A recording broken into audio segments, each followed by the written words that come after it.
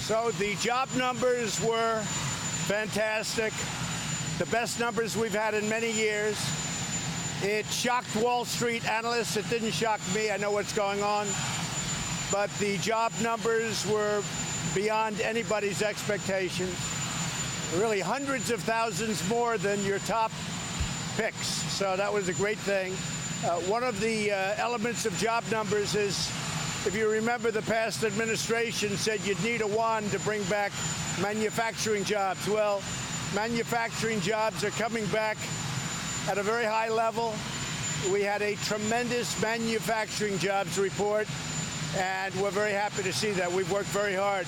We have many companies coming back into the United States, many car companies going to Michigan, going to Pennsylvania, going to Ohio, and other places. But they're coming back into the United States. In most cases, they've left, and now they're coming back in, so we're very happy about that. I'm going to Camp David. We'll be discussing many topics. North Korea, the China trade deal, which is coming along very well. Both of those subjects coming along very, very well. We'll obviously be discussing the wall, which is desperately needed, even if you read some of the papers that don't report accurately, which there are many, but a couple in particular. To come into our country has never been strong. People that want to come in legally, but the surge has never been stronger, and we have to build the wall. We have to build the barrier. The barrier or the wall can be of steel instead of concrete. People, it may be better, but I'm willing to do that so our great steel companies, which are now back in, so now they're doing very well. A lot of steel workers working, a chance of getting a job in the steel industry again. Our steel industry was dying. It's very vibrant. I intend to call the head of United States Steel and a couple of other of our great steel companies to have them come up with a plate or a design of a beautiful steel product, which we now make here, and we'll use that as our barrier. So we're trying to do everything possible to get money to our incredible people, but many of those incredible people agree with me, and they say, make sure you win this battle. This is a very important battle to win from the standpoint of safety, number one, defining our country and who we are, also from the standpoint of dollars. This wall will pay for itself many times during the course of a year. The money we're talking about is very small compared to the return. You'll receive a return many times during the course of the year. That's the kind of numbers we're talking about. But most importantly, it's about safety. It's about security for our country. It's about stopping human traffickers. It's about stopping drugs. So we have to have it. Gotta have it. We have no choice. It's not a question. You think I like doing this? I don't like doing this. But we have no choice. We have to have it.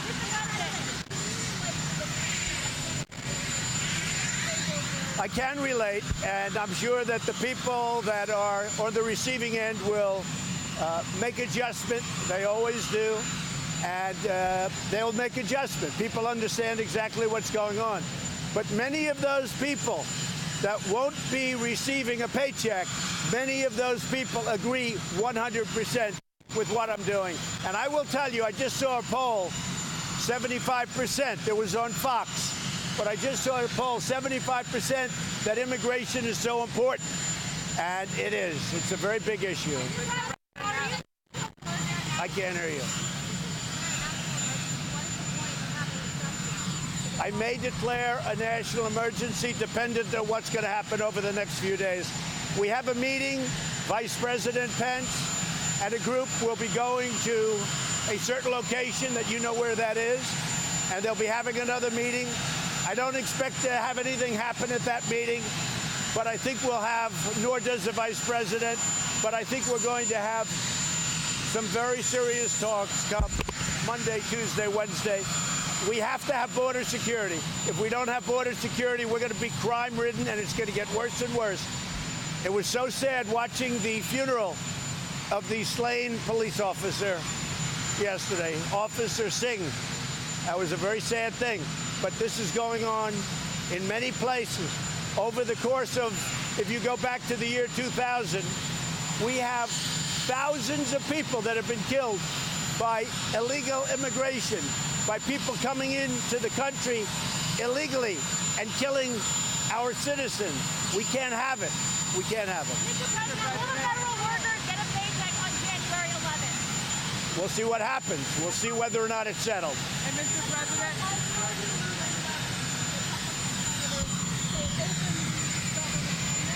I will say this. I have tremendous support within the Republican Party.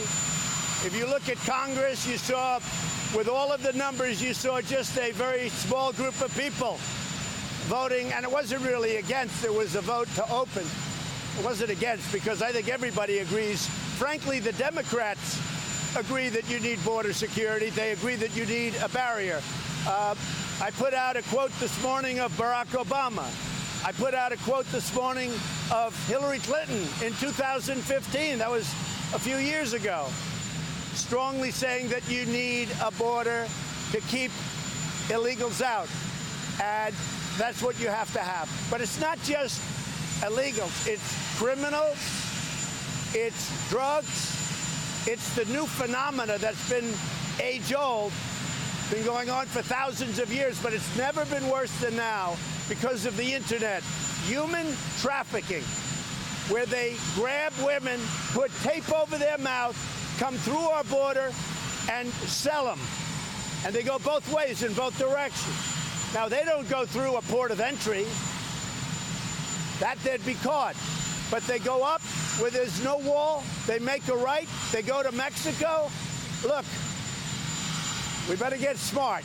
Human trafficking is a big business. It's a big deal. Dealing in children is a big deal. Children are probably the most harmed by not having the wall or its equivalent.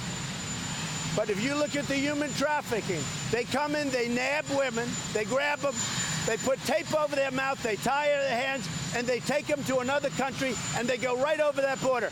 If we had a powerful wall or its equivalent, they wouldn't be able to do it because they'd have to go through ports of entry. Mr. President, how will a compromise look? How do you envision a compromise the country shape? Look, I can say this. Everybody's playing games, but I can say this. I think that the Democrats want to make a deal. I really do. I feel that. What is the deal?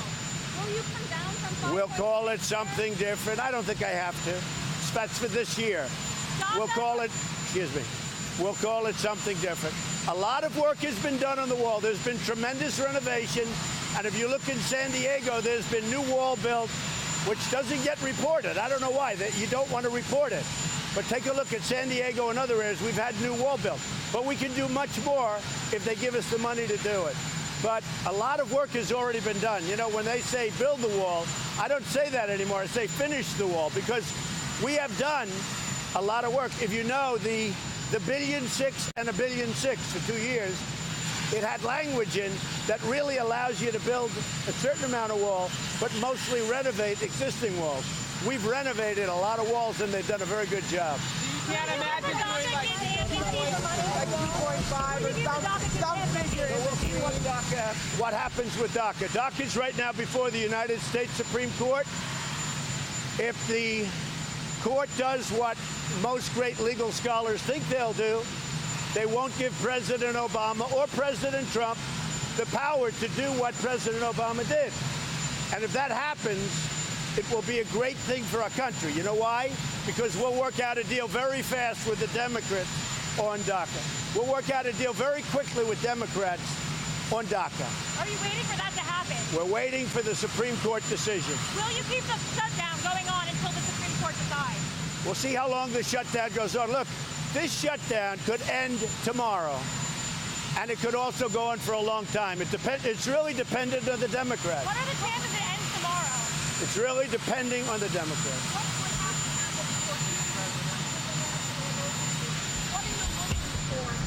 Well, we're going to see how we do here. And everybody knows, all you have to do is read today's Washington Post. And you see where big surges of people are coming in and trying to get through the border. Some of that, a lot of that is my fault. You know why? Because I've created such a great economy that people are pouring up to try and get jobs. So you could say it's my fault. And I want people to come in, but they have to come in legally. They have to come in legally. They can't come in the way they're coming in because criminals are coming in, human traffickers are coming in, drug dealers are coming in. We can't have it.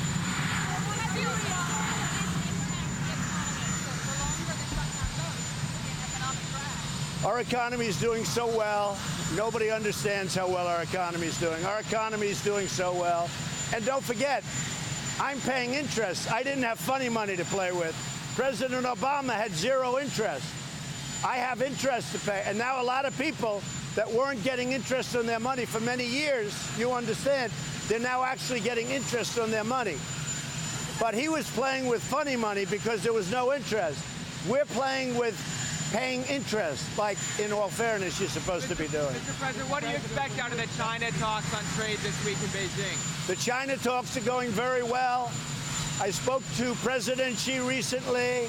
I really believe they want to make a deal. The tariffs have absolutely hurt China very badly, but our country is taking in a lot of money through tariffs, a lot of money, a lot of tariffs, steel dumping tariffs and others. But I think China wants to get it resolved. Their economy's not doing well. They're down close to 38%. That's a lot. And I think that gives them a great incentive to negotiate. But we're doing very well with China. My relationship with President Xi is as good as any relationship that a president here has had with a president or leader in China. And I think good things are going to happen. Now, I say this, North Korea, we're doing very well. And again, no rockets. There's no rockets. There's no anything. We're doing very well. I've indirectly spoken to Chairman Kim, and when I came here, this country was headed to war with North Korea, and now we have a very good dialogue going. Very good. We have, with North Korea, we have a very good dialogue. I'm going to not go any further than that. I'm just going to say it's very special. And anybody else but me, you'd be in war right now. And I can tell you, the previous administration would have been in war right now if that was extended. You would right now be in a nice, big, fat war in Asia with North Korea if I wasn't elected president. Do you have a place in mind for your next summit with Kim Jong-un? And do you have a place in mind for your next summit? And could it be Europe? We're negotiating a location. It will be announced probably not in the not too distant future. They have made it very clear. In fact, they've actually said to the media that they would like to meet. And they do want to meet, and we want to meet, and we'll see what happens. But the sanctions remain in full force and effect, and they will until we have some very positive proof. But I will tell you, we are doing very well with North Korea, and we're also doing very well with China on trade. The other one is Iran. Iran is doing very poorly. Once I took the horrible Iran nuclear deal off, it's had a massive effect in Iran. They're pulling back troops all over the place. They're not doing well. They want to talk.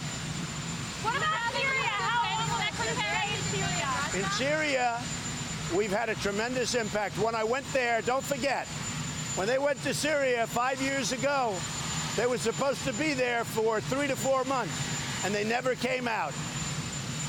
We are pulling back in Syria. We're going to be removing our troops.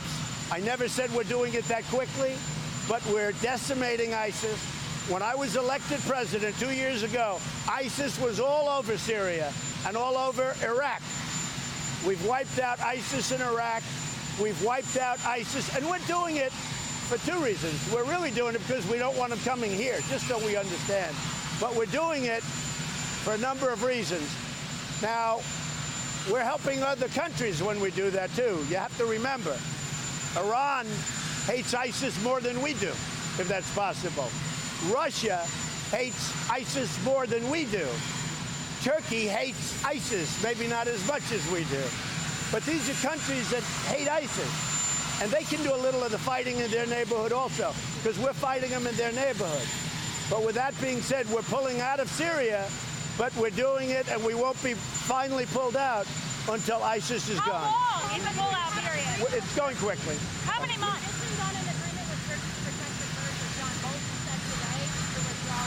John Bolton is right now over there, as you know, and I have two great stars. And John Bolton is doing a great job, and Mike Pompeo is doing a great job. They're very strong, and they work hard. And as you know, they're doing things that are very, very good. We're coming up with some very good results. Does Mike Pence speak to the defense secretary? Well, I'm in no hurry. I have acting, and my actings are doing really great. David is doing great at Interior. Mick Mulvaney is doing great as Chief of Staff. But I sort of like acting. Gives me more flexibility. Do you understand that? I like acting. So we have a few that are acting. We have a great, great cabinet. If you look at my cabinet, we have a fantastic cabinet. Really good. I think we're doing a great job in the shutdown negotiation. We have no choice. Look, there will be, excuse me, I'm totally involved, but I'm involved with principles, because ultimately it's going to be solved by the principles. Schumer and Nancy Pelosi and myself can solve this in 20 minutes if they want to. If they don't want to, it's going to go on for a long time. I will tell you this, if we don't find a solution, it's going to go on for a long time. There's not going to be any bend right here. And the people that voted for Donald Trump, which are a lot of people, one of the great elections ever, those people are for it so much. And let me tell you, people that didn't vote for Donald Trump are for it also. They want border security. They want to stop human trafficking. They want to stop drugs. They want to stop crime. Have you invited them to the White House? Have you invited Pelosi and Schumer to the White House? Thank you, Mr. President. Have you accepted Speaker Pelosi's invitation to deliver the State of the Union, and will you do it in person on the 29th? I will be making the State of the Union on January 29th, and I look forward to it. I look forward to it, and I look forward to speaking really before the world. We have a lot of great things to say. Our country is doing better than any country in the world right now. Our military is almost completely rebuilt. When I took it over, it was a mess. It was depleted. Our trade deals are going great. We have a deal with Mexico, with Canada, with South Korea.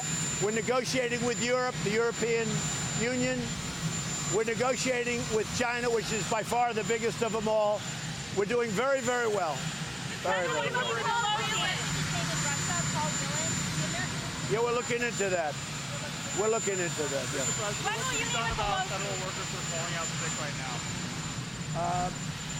Look, they have to do what they have to do. But many of those workers agree with me. And I think, frankly, there's been very little of that so far, as you know. Very, very little. Okay, any more? Thank you, everybody.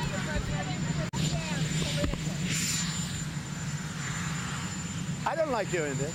I have no fun doing this. I was elected to protect our country. That's what I'm doing. And presidents before me have all voted for this, or many of them, and many of the senators that I'm negotiating with right now have voted for this. But let me tell you something. They didn't have the guts to do it. Just like they didn't have the guts to move the embassy to Jerusalem in Israel. They didn't have the guts to do things that they should have done. Just like they didn't take out ISIS. Just like so many other things. I was voted 306 to 223 or something like that by a lot. I was voted to be your president partially because of security. It's a big part of what I talked about. Not only the wall, the military, and lots of other things. I think I've done a great job. I think I've done a great job. I'm getting credit from the Real News for doing a great job. But border security is a big part of that. We also have to stop drugs. Listen, we also have to stop drugs. If we don't stop drugs soon, there has never been a time over the last 10 years And it's gotten worse and worse over the last 5. There has never been a time when our country was so infested with so many different drugs coming from so many different locations. And I believe that President Xi in China, when he made the pledge to me to criminalize fentanyl, I believe that's going to go a long way to helping us. I'm going to Camp David. Thank you.